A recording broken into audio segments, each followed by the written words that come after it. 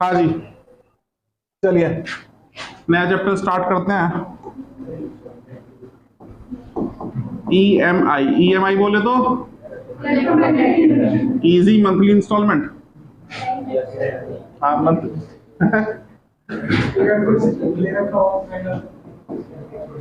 Electro, pay attention, chapter is very important.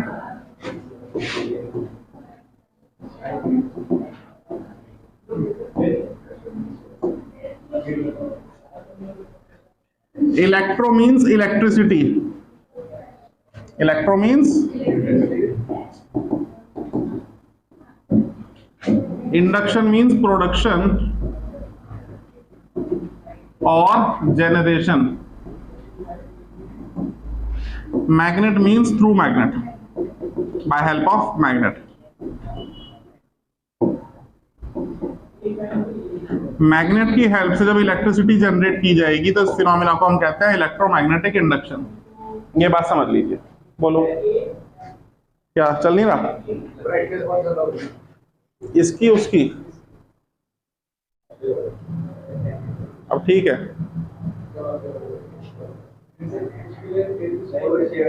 अब ठीक है।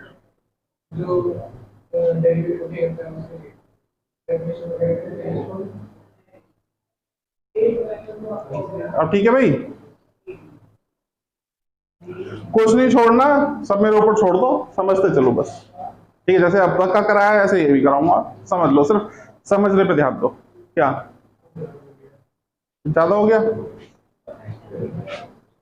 अरे ठीक है यार।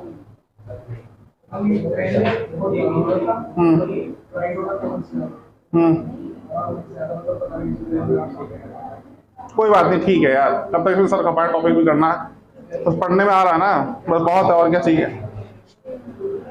कोई करण जौहर की मूवी थोड़ी ना। हाँ भाई, इतनी बात समझ में आई? Electromagnetic induction means the method in which we can generate electricity by help of some magnet is known as electromagnetic induction. ठीक है, फैराडे ने लॉ दिया था इसके रिगार्डिंग, दो लॉ दिए थे। ठीक है, क्या कहते हैं कहानी जरा समझते हैं थोड़ा सा पहले, कि जब भी फैराडे का लॉ है या इलेक्ट्रोमैग्नेटिक इंडक्शन है, फिर आदत खराब है, डिस्टर्ब ढूंढ रहा हूं, कोई बात नहीं। जब भी यही चैप्टर की थीम है और यही फैराडे का लॉ है, क्या है कि जब भी किसी क्लोज्ड सर्किट, कॉइल या लूप का हम मैग्नेटिक फ्लक्स बदल देंगे तो उसमें ईएमएफ आ जाएगा। ईएमएफ बोले तो पोटेंशियल डिफरेंस आ जाएगा। इसी फिनोमिना को हम क्या कहते हैं? Electromagnetic induction. दो लाइनें लिख लो। Whenever the magnetic flux, उसमें कुछ नहीं देखना, मैं बोल रहा हूं, चैप्टर की हेड डालिए ईएमआई और बस लिखिए whenever the magnetic flux linked with a closed circuit, whenever the magnetic flux linked with a closed circuit or coil or loop is changed। पिछले वाले के लिए आगे पीछे कर लेना जो पिछला छूटा हुआ है, अभी लिख लो, जहां भी लिख रहे हो, जैसे भी लिख रहे हो। ठीक है, whenever the magnetic flux linked with a closed circuit or coil or loop is changed, then EMF induces in it। Whenever the magnetic flux linked with a closed circuit or coil or loop is changed, then EMF induces in it। This phenomena is known as electromagnetic induction। This phenomena is known as electromagnetic induction। ये सब लिखने की जरूरत नहीं, समझाने के लिए बताया था बस।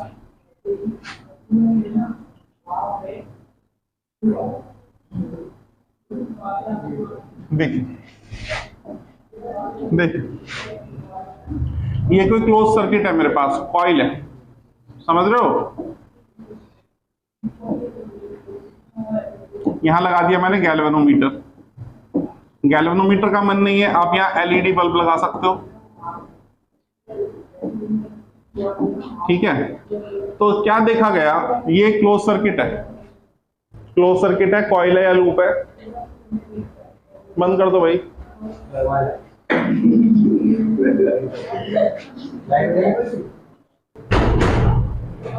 ये मेरे पास एक क्लोज सर्किट है, कॉइल भी कह सकते हैं, लूप भी कह सकते हैं।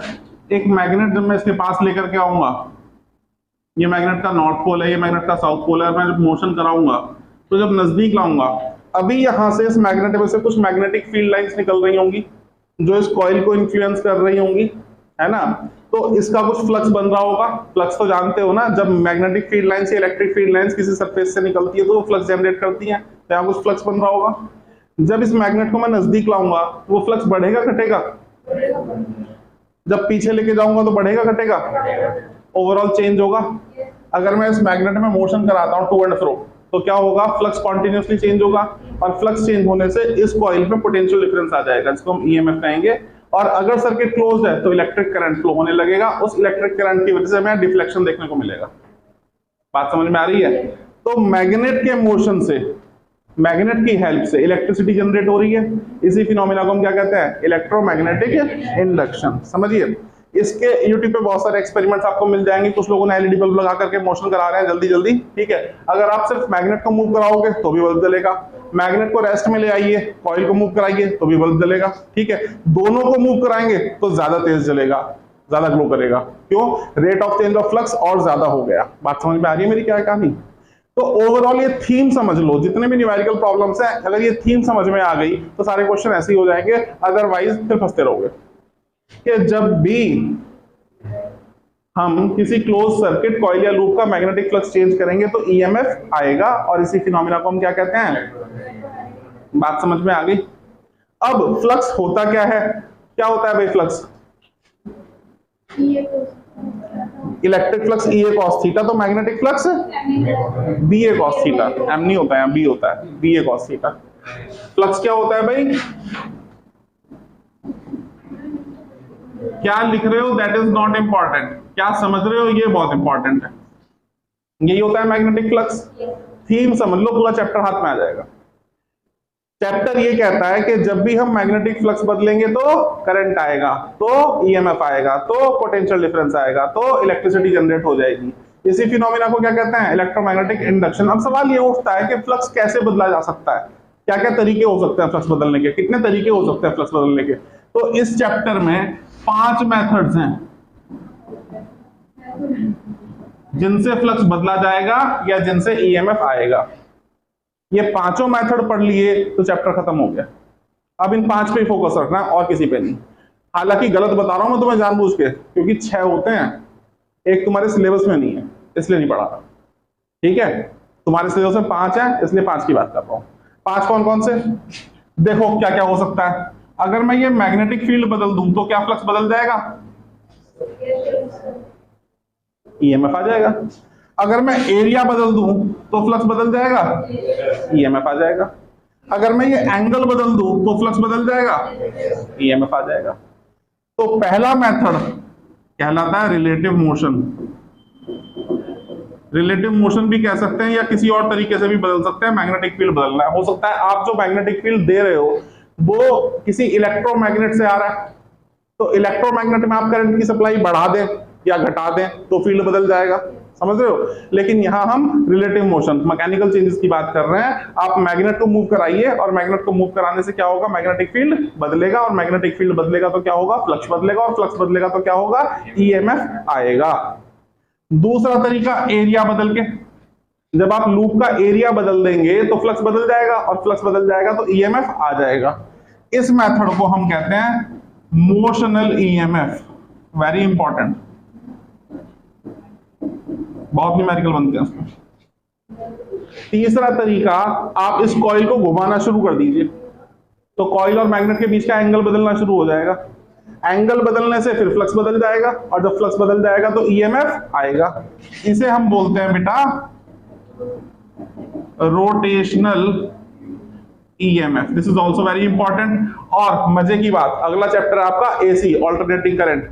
जब टीचर्स एसी पढ़ाना शुरू करते हैं तो दिमाग में घुसता नहीं जल्दी से कि अब तक तो कुछ और ही पढ़ रहे थे, अब कुछ और पढ़ने लगे, अचानक से परिवर्तन कहां से आया, ये एसी है क्या, कहां शुरू हुआ, कैसे शुरू हुआ, कब आया, कैसे आया। तो ये जो अटेंटिव स्टूडेंट्स हैं उनको कोई प्रॉब्लम नहीं होने वाली, लेकिन जो ध्यान नहीं देते उनको बहुत प्रॉब्लम होने वाली है, क्योंकि एसी की शुरुआत इसी टॉपिक से होती है। ध्यान देना मेरी बात को। रोटेशनल ईएमएफ जिसको आया उसको एसी अपने आप आया, और जिसको रोटेशनल ईएमएफ नहीं आया वो एसी में जद्दोजहद करता रहेगा बस। समझ रहे बात को? तो 3 मेथड मैंने गिनवा दिए, पहला रिलेटिव मोशन, दूसरा मोशनल ईएमएफ, तीसरा रोटेशनल ईएमएफ, और चौथा मेथड होता है बेटा सेल्फ इंडक्शन, और पांचवा मेथड होता है म्यूचुअल इंडक्शन।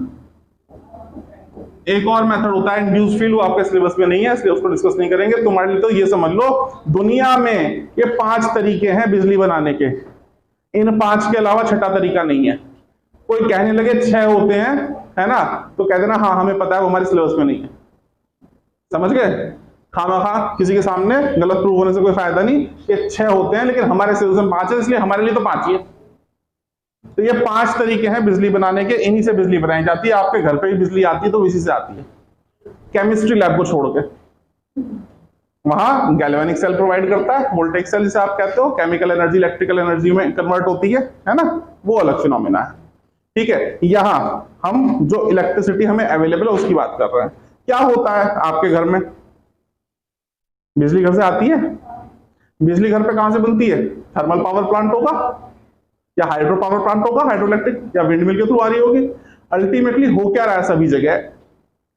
मतलब मैग्नेटिक फील्ड की हेल्प से इलेक्ट्रॉन्स को कंप्रेस करके भेजा जा रहा है, इलेक्ट्रॉन्स को कंप्रेस करके जो कलेक्ट किया जा रहा है। जहां इलेक्ट्रॉन्स कलेक्ट हो रहे हैं वहां नेगेटिव चार्ज जनरेट हो रहा है, दूसरी साइड जहां इलेक्ट्रॉन डेफिशिएंट है वहां पॉजिटिव चार्ज जनरेट हो रहा है। ओवरऑल एक पोटेंशियल डिफरेंस क्रिएट हो रहा है, उस पोटेंशियल डिफरेंस की वजह से इलेक्ट्रिसिटी जनरेट हो रही है। समझ के देखो, 10वीं क्लास आपने सबने पास करी है। डायनामो में, जनरेटर में क्या होता है? कॉइल घुमाई जाती है, मैग्नेटिक फील्ड के अंदर घुमाई जाती है। तो मैग्नेट है किस लिए? मैग्नेटिक फील्ड प्रोवाइड करने के लिए। कॉइल घुमा रहे हो किस लिए? फ्लक्स बदलने के लिए। फिनोमिना कौन सा है? Rotational EMF. तो रोटेशनल ईएमएफ समझ में आया, समझो एसी अपने आप समझ में आ गया, एसी जनरेटर। लॉजिक समझ में आ रहा है? तो इसके अलावा कोई तरीका नहीं है, ये तरीके भेजे में आ गए तो समझो सब कुछ आ गया।